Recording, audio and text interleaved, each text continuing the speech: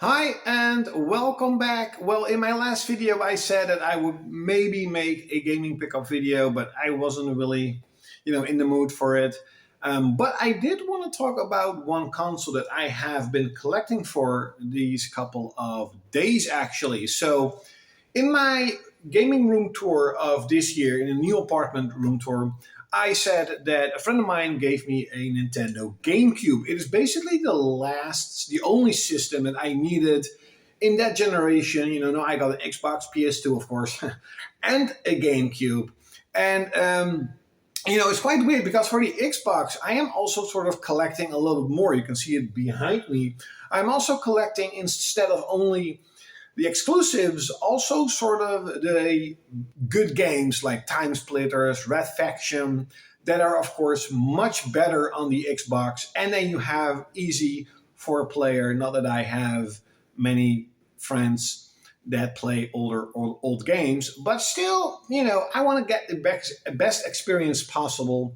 So I'm also collecting for the Xbox multi-platform games. Now the GameCube, however, I don't really need that. The GameCube was, of course, in between. It was more powerful than the Xbox or PS2, but it was less powerful than the Xbox. However, I have to admit, even as a kid, I would never admit it, but I did always like the look of the GameCube. It looked just cool.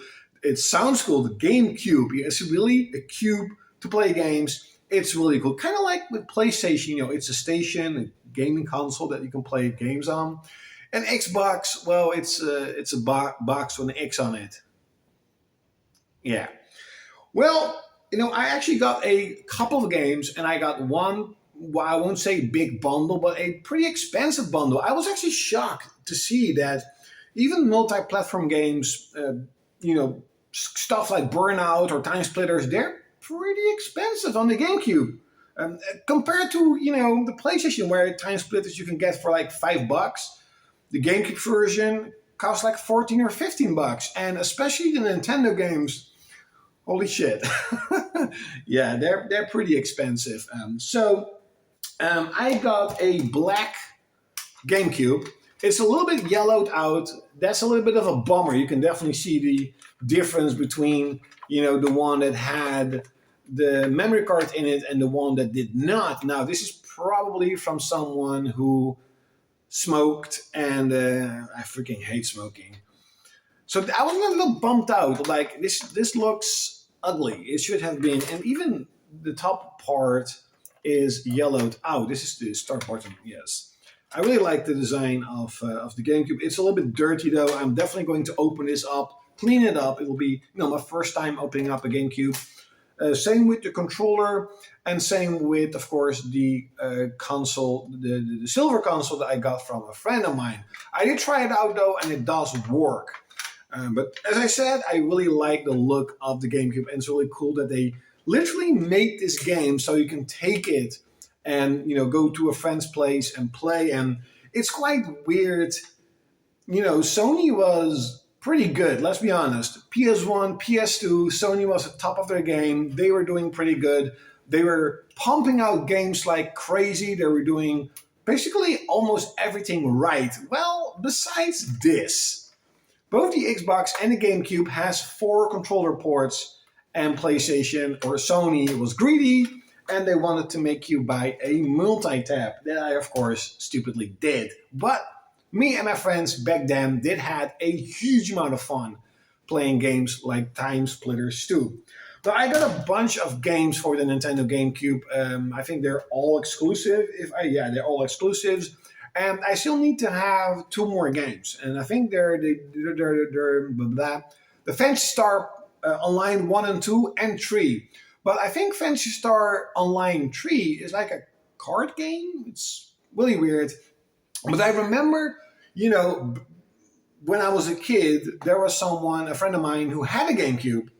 And he brought his GameCube a lot of times. And we were playing these games like Smash Bros. And also Fantasy Star Online 1 and 2. And I do really like that style of gameplay, to be honest. And the games that I got is Bloody Roar Primal Fury. I'm a big fan of the Bloody Roar games. I actually saw a retrospective of sort of all the Bloody Roar games, and that made me want to have the games. This is the sort of, it's kind of weird because the PlayStation, at least Bloody Roar 3 is like not really that expensive.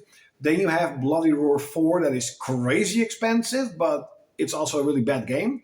Then you have this one that's a little bit more expensive, and then you have Bloody Roar Extreme on the Xbox that is really expensive too. So it's quite weird. That the GameCube version is sort of in the middle, right? I got Star Fox Adventures. I've actually been playing this yesterday quite a bit. I'm still at the sort of the beginning of the game where you play with Kayara, is her name, I think. It's probably like the tutorial section of the game. Um, so I got Final Fantasy Crystal Chronicles. Now I've been hearing some pretty read a lot of bad stuff about this game. That it's really slow paced, boring, childish, whatever. And I actually was playing the game a little bit, and it intrigued me in the sense of its storyline with sort of the Mayamas in the whole world, and you have to have sort of a crystal with you the whole time, and you have to carry it the whole time to sort of not die. And I played it for like 30 minutes, and I'm like, it's a little bit boring. It's boring. I don't like it. So it's definitely more for the collection. But I do remember when I was a kid, I was really angry that they got an exclusive Final Fantasy, even though years and years later it wasn't that good. Of course, I got Super Mario Sunshine now. This is the game I've been playing the most. I'm still at the beginning of the game, and it's kind of weird. Mario Odyssey reminds me of Sunshine. You cannot say, Mario Odyssey reminds me of Mario Sunshine reminds me of Odyssey. It's the other way around, and it's a really cool game. It's intriguing. It looks pretty good. It sounds good. I am definitely going to play this a lot more. Because I do really like the 3D Mario games. At least Odyssey is the only one I've ever played, and I really liked Mario Odyssey. Now, perhaps the only multi-platform game that I do buy for the Nintendo GameCube, and you know why, and you know which game it is.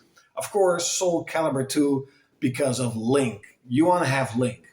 And it's Heihachi on the PS2 version, and I think it's Spawn on the Xbox version. That's like the version I'm like, I don't really care about that. But I will probably one day, buy a Xbox bundle that has Soul Calibur 2 on it, and I'll probably still have it in my collection for that one character. Now, last but definitely not the least, two games, Metroid Prime and Metroid Prime Echoes. Now, back then, there was a lot of fanfare, hype about the Metroid Prime games on the GameCube. They looked beautiful and they played extremely well, and they were really good, fun games. But I never really played it. So my brother had the GameCube, but I was a diehard Nintendo fanboy, so I definitely didn't want to play on the stupid GameCube. How times have changed.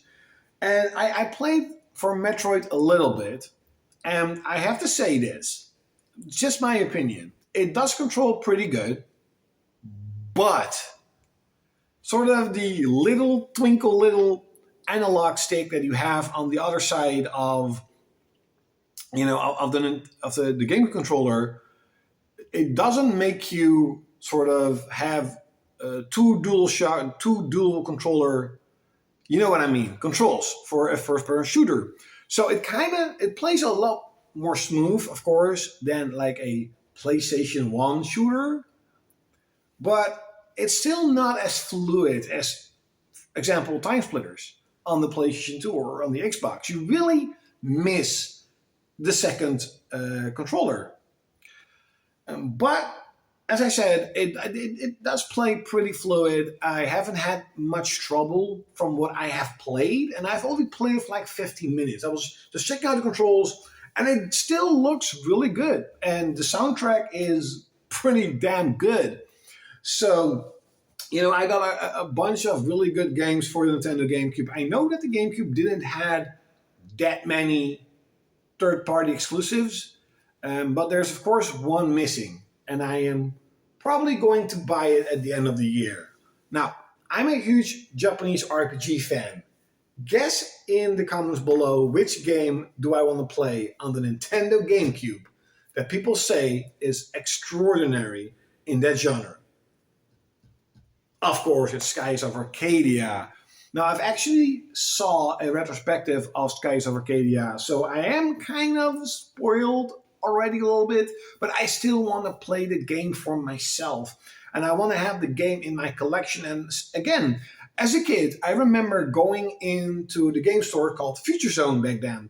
And they had this, TV stand in the corner, and it was playing Skies of Arcadia, a demo or whatever, a trailer. And I always remembered as a kid, when is it going to come to the PlayStation 2? And that friend of mine who was, had a GameCube said it's never going to come to the PlayStation. It's Nintendo exclusive. I'm like, okay. I was always bummed out. I always hated it because it looked really cool. And from what I have seen of the retrospective, the game is really cool. So but the game is super expensive. It's like 180, 200 euros for a good mint condition copy of Skies of Arcadia here in Europe. So it's going to be a hefty game to buy, but I will 100% get the game. I really want to play it. So this is sort of my video about the Nintendo GameCube. Who would ever thought 10 years ago that I would have a Xbox and actually really like it, a GameCube, and that I'm definitely going to play and like?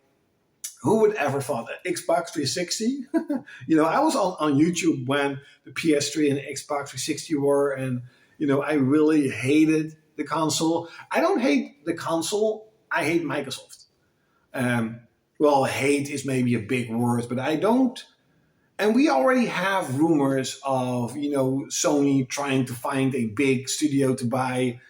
And then, we've heard rumors of Disney wanting to buy EA. It's happening. It's happening. Everybody's going to buy all the studios. It sucks. But whatever. It is what it is. And luckily, we always have the much better older games. So, hope you enjoyed this video. Like, share, comment, subscribe. Like always, you're going to see me next time. Whee!